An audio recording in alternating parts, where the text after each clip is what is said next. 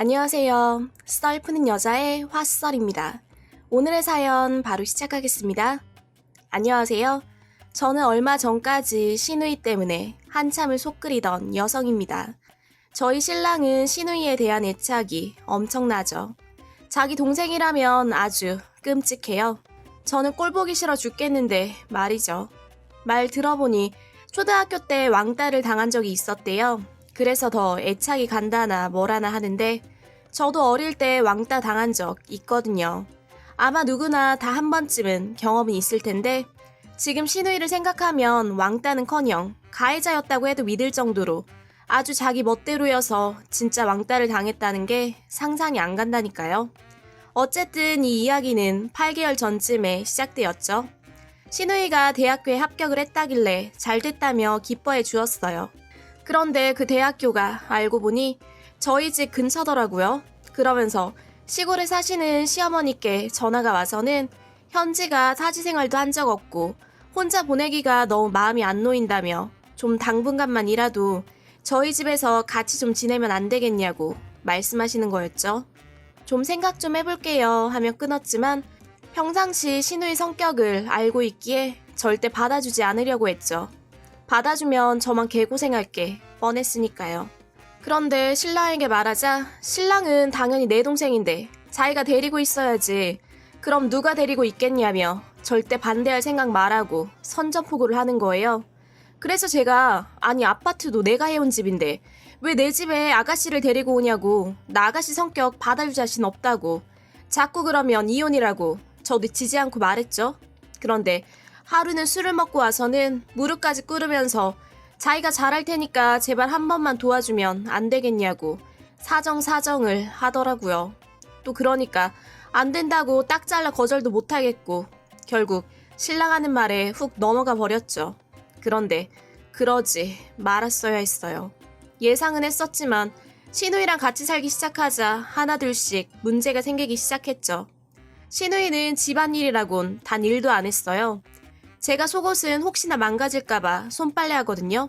그런데 시누이의 경우 평상시에는 빨래통에 아무렇지도 않게 던져놓고는 세탁기로 돌리곤 했었는데 제가 손빨래 하려고 하자 새언니 뭐해요? 하며 묻더라고요. 그래서 제가 손빨래 하려고 한다 했더니 그럼 하는 김에 내 것도 같이 해요 하며 던지다시피 맡겨놓고는 나가버리더라고요.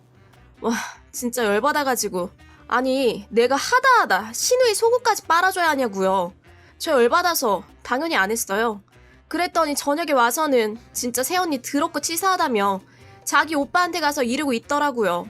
신랑은 저보고 와서는 아니 이왕 하는 거 같이 해주면 좀 좋냐고 말하는데 적당히 하라고 입 꽉 악물고 패버리고 싶은 거 참았네요. 아무튼 자기 방도 안 치워서 제가 거의 치우다시피 했고요. 또 하루는 주말에 신랑과 친정을 다녀온 적이 있었어요. 그런데 집에 돌아와 보니 완전 난장판이 되어 있는 거예요. 거실에 술병이 이리저리 나뒹굴고 온갖 과자 봉지에 쓰레기장을 방불케 하고 있고 싱크대는 안 씻은 냄비며 그릇들 쌓여있고 시누이 어디 갔나 봤더니 지방에서 술병 나서는 일어나지도 못하고 우웩거리고만 있더라고요. 대체 어떤 게 된 거냐고 물어보니 친구들 불러서 놀았다고 하는데 진짜 짜증 나더라고요. 아니 지네 집도 아니고 왜 내 집에서 그러냐고요.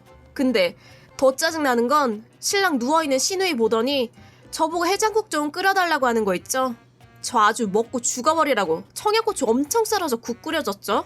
와 근데 그걸 또 아주 맛있게 처먹대요. 진짜 어이가 없어서 제가 그날 열받아서 신랑한테 아가씨만 사는 집도 아니고 우리 집에서 얹혀 살면서 너무하는 것 아니냐고 따졌어요. 아니 그랬더니 신랑 말이 더 웃겨요. 대학생 때는 다 그러고 노는 거래요. 그러면서 저보고 안 그래봤냐면서 그게 다 나이 들면 좋은 추억이 된다나 뭐라나 하면서 저보고 유별나다고 뭐라고 하는 거 있죠? 진짜 말이 안 통하더라고요. 아니 전에는 시누이 오기 전에 자기가 잘하겠다고 할 땐 언제고 이젠 그냥 대놓고 시누이 편인 거 보니 어찌나 속이 터지던지. 근데 시누이 하는 거 보니 하라는 공부는 단 일도 안 하고 놀기 바빴어요. 새벽에 들어오면 다행이고요. 어쩔 땐 내내 술 마시다가 아침에 들어오더라고요. 오죽하면 그냥 학교를 공부하라고 하는 게 아니라 놀러 술 마시러 다니는구나 하고 생각이 들었죠. 근데 언제부턴가는 남자친구라도 생겼는지 굉장히 치장을 하면 다니더라고요. 그 전까지는 아주 페인처럼 다녔거든요. 거기까진 좋았어요. 그런데 그 치장을 하는 게 하필 제 물건을 건드린다는 거였죠. 하루는 씻고 나서 방에서 나왔는데 향수를 어찌나 뿌려댔나 나오자마자 정말 지독하게 나더라고요. 제가 신우이 보고 내 거 향수 썼냐고 묻자 새언니 그거 왜 안 써요? 전부터 있더만. 와 냄새 진짜 좋네 하길래 제가 그거 비싼 거라 아껴뒀던 거라고 말하자 아끼면 똥 된다며 마음대로 써놓고 미안하단 말 한마디를 안 하더라고요. 그렇게 제 화장품이며 물건이며 툭하면 써대고 없어졌다 하면 신우이 방에서 바로 찾을 수가 있었죠. 하루는 제가 결혼식장 갈 때 입으려고 사놓은 거라 딱 한 번밖에 안 입은 원피스를 신우이가 말도 없이 몰래 입고 가서는 돌려준 적이 있었는데 얼룩이 이따신만하게 묻어서는 왔더라고요. 저 진짜 열받아서 쏘아댔어요. 남의 물건 좀 건들지 말라고. 아가씨도 아가씨 물건 만지면 좋냐고 이렇게 말하니 새언니 우리가 남이에요? 그리고 어차피 우리 오빠가 언니보다 돈도 훨씬 더 많이 벌던데 다 오빠가 사줬을 거 아니에요. 꼬우면 언니도 내 거 입어요 하면서 적반하장으로 나오던 거 있죠? 그런데 더 웃기는 건 저녁에 시어머니께도 전화가 왔다는 거예요. 전화에서는 너 우리 현지 구박한다면서 만약에 현지가 네 친동생이었어도 그랬을 거냐? 화장품이나 옷 그거 얼마나 한다고 좀 빌렸을 수도 있지. 너만 꼭 좋은 거 입고 처바르면서 우리 현지 크림 하나라도 사준 적 있냐고 하면서 저보고 그렇게 사는 거 아니라고 야박하게 살면 못 쓴다며 한 소리 해대시는데 진짜 마음 같아서는 엎어버리고 신우이 아주 내쫓아버리고 싶더라고요. 근데 제가 아무리 말해봤자 신랑은 들어 처먹지도 않을 거고 처음에 받아준 내 죄련이 하며 이를 악물고 버텼어요. 근데 이런 생활이 하루 이틀도 아니고 반복이 되니 진짜 속에서 천불이 나더라고요. 그런데 그러던 중 정말 대박 사건이 하나 생겼어요. 역시 꼭 죽으란 법은 없구나 싶었죠. 그때가 아마도 토요일이었는데 신랑은 일주일간 출장이 잡혀서 집에 없었고요.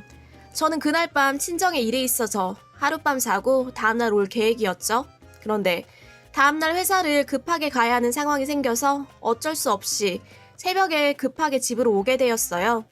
평소처럼 집에 들어와 마저 자려고 제 방문을 열었는데 아니 신우이가 웬 남자랑 저희 침대에서 옷 벗고 자고 있는 거예요. 정말 어찌나 놀랐던지 저 열받아서 뭐하는 짓이냐고 고래고래 소리를 질렀죠. 남자친구로 보이는 사람은 급하게 옷 입고 도망치고 아가씨는 대충 방을 수습하고는 저에게 조용히 걸어오더라고요. 내 침대에서 그러고 있었다는 게 너무 끔찍해서 지금 뭐하는 짓이냐고 묻자 자기 방은 침대가 없어서 어쩔 수 없었다고 제발 한 번만 넘어가 달라고 절대 오빠랑 부모님께는 말하지 말아달라고 혹시나 알게 되면 자긴 죽는다고 손이 발이 되도록 빌더라고요. 그러면서 자기가 일만 넘어가주면 뭐든지 시키는 대로 하겠다고 하는데 그 순간 기회라는 생각이 들었죠. 모든 걸 다 엎어버릴 기회 말이죠. 정말 6개월가량을 신우이 때문에 속 끓이며 살았는데 잘 되었다 싶었어요. 반대로 갚아줄 기회였죠. 일단 신우이한테는 아가씨 하는 거 봐서 넘어가겠다고 말하고는 바로 그날 이후부터 복수를 하기 시작하였죠. 그동안 제가 다 해오던 집안일부터 시키기 시작했어요. 설거지며 분리수거며 빨래며 그렇게 편할 수가 없더라고요. 참고로 요리는 신우이가 아예 못하다 보니 제가 그래도 그건 했는데 일부러 시켜 먹으려고 지능적으로 심부름을 시키기까지 했죠. 파가 필요하다고 사다 달라고 부탁했다가 냉장고 한번 열어보는 척하고는 또다시 두부가 필요하다고 또 시켜 먹고 심지어는 화장실 청소며 걸레질까지 시키는데 제가 그렇게 파출부 마냥 부려 먹는데도 혹시나 제가 말할까봐 끝까지 참고 다 하더라고요. 남편은 그 모습 보며 무슨 일 있었냐고 묻는데 제가 그냥 아가씨가 철들었나봐 하며 넘기곤 했죠. 그렇게 한 달 정도를 했나? 아가씨 점점 집에 안 들어오기 시작하더니 하루는 저와 신랑에게 할 말이 있다며 부르더라고요. 그리고는 자기가 이젠 적응도 되었다고 혼자 살 때가 된 것 같다며 원룸 구했다고 하는 게 아니겠어요? 참고로 아가씨 전에 제가 원룸에서 편하게 사는 건 어떠냐고 중간에 운을 띄운 적이 있었는데 그 좁은 곳에서 자기가 어떻게 사냐면서 자기 숨 막혀 죽을지도 모르겠다고 말한 적이 있었던 신우이였거든요.